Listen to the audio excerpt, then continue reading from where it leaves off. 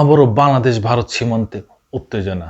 লালমনিরহাট যে পাটগ্রাম আছে, সেই পাটগ্রামের যে বর্ডার সীমান্ত, সেই সীমান্তে ভারত সরকার নোম্যান্স ল্যান্ডে এসে ৩০-৩৫ জন শ্রমিক নিয়ে এসে তারা সেখানে কাঁটাতারের বেড়া দিচ্ছে।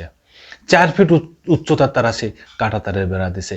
এইটা বাংলাদেশের জনগণ দেখে যে বিজিবি জানিয়েছে, তখন তারা এসে এবং সেই জনগণ এসে সেটা বিরুদ্ধে বাধা দেয় এবং বিএসএফকে চলে যেতে তারা বাধ্য করে। এরকম আরও নানান বিষয় ওখানে ঘটনা ঘটতেছে। সেখানে বিএসএফ একজন বাংলাদেশিকে গুলি পর্যন্ত করেছে, তিনি আহত হয়েছেন। এই বিষয়ে চরম উত্তেজনা বিরাজ করতেছে। প্রতিদিনই এরকম কিছু না কিছু ঘটনা সীমান্তে বিএসএফরা ঘটিয়ে যাচ্ছে। তবে বিগত দিনে অন্তর্বর্তী সরকার আসার আগ মুহূর্ত পর্যন্ত ভারতের বিরুদ্ধে কেউ কথা বলার সাহস পায়নি, করেও নাই।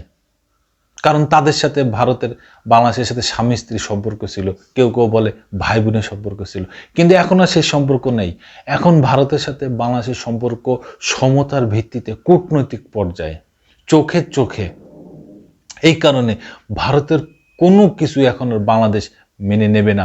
ওই পাটগ্রামের দহগ্রাম জায়গাটার নাম, সেই জায়গার প্রতিটা জনগণ বলছে বাংলাদেশের একটা বিন্দু পরিমাণ কণা, মাটির কণা তারা ভারতকে দিবে না।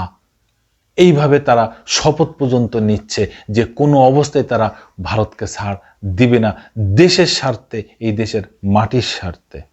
এই বিষয়ে কালবেলা একটা প্রতিবেদন দিছে, কি বলছে শুনেন। লালমনিরহাটের পাটগ্রাম সীমান্তে আন্তর্জাতিক সীমান্ত আইন লঙ্ঘন করে শূন্যরেখার মধ্যে ভারতীয় সীমান্তরক্ষী বাহিনী বিএসএফ কাঁটাতারের বেড়া নির্মাণ করেছে। বিএসএফ সদস্যদের সহায়তায় ভারতীয় নির্মাণ শ্রমিকরা এই বেড়া স্থাপনে যুক্ত হয়। এই ঘটনায় সীমান্ত এলাকায় চরম উত্তেজনা দেখা দিয়েছে এবং উভয় পক্ষই অতিরিক্ত সৈন্য মোতায়েন করেছে।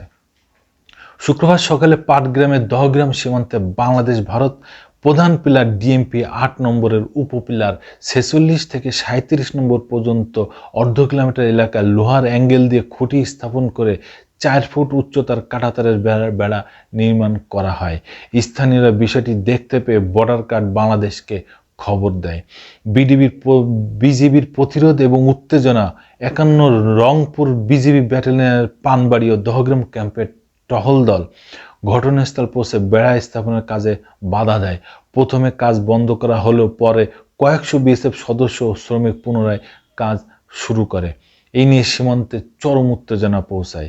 এই সীমান্তের পরিস্থিতি পর্যবেক্ষণ ও সমাধানের জন্য বিজিবি এবং বিএসএফ এর ঊর্ধ্বতন কর্মকর্তারা আলোচনা করবেন বলে জানা গেছে। বিজিবির রংপুর ৫১ ব্যাটালিয়ন সহকারী পরিচালক আমির খসরু বলেন, বেড়া স্থাপনের ঘটনায় বিএসএফকে বাধা দেওয়া হয়েছে এবং তাদের বেড়া সরিয়ে নিতে বলা হয়েছে। সেক্টর ও ব্যাটালিয়ন পর্যায়ে আলোচনার মাধ্যমে সমাধানের চেষ্টা চলছে। দেখা যায় এখন কি হয়, কারণ বিএসএফ শুনবে না, ভারত শুনবে না, কারণ ভারত এখন একটা ব্যক্তিকে নিয়ে রাজনীতি শুরু করেছে। তাদের দরকার ওই একটা ব্যক্তি, শেখ হাসিনাকে। তাদের দরকার বাংলাদেশ না, তাদের দরকার বাংলাদেশের জনগণ না। আজ পর্যন্ত সেই ১৯৭১ সাল থেকে ভারত বাংলাদেশকে নিয়ে, বাংলাদেশের জনগণকে নিয়ে কোনো রকম চিন্তা করেছে? না, করে নাই। শুধু তারা চিন্তা করেছে কিভাবে বাংলাদেশটাকে চুষে চুষে খাওয়া যায়। সেই পরিকল্পনার ফাঁদেই পড়েছিল এই আওয়ামী লীগ সেই ১৯৭১ সাল থেকে। হাসিনা নিজে বলেছেন, ভারতকে আমি যা দিয়েছি ভারত কল্পনা করতে পারবে না। এখন আর সেই দাবিদারি চলবে না, এখন আর সেই গোলামি চলবে না। এখন কথা হবে চোখে চোখ রেখে, সমতার ভিত্তিতে কূটনৈতিক পর্যায়ে। অন্তর্বর্তী সরকারের প্রধান উপদেষ্টা থেকে শুরু করে বাংলাদেশের জনগণ এই একই কথায় মত দিয়েছেন। ধন্যবাদ দর্শক বন্ধুরা। যদি কোনো মতামত থাকে অবশ্যই কমেন্টসে জানাবেন। আবার আসবো নতুন কোনো কথা নিয়ে, নতুন কোনো ঘটনা নিয়ে। আমি প্রিন্স।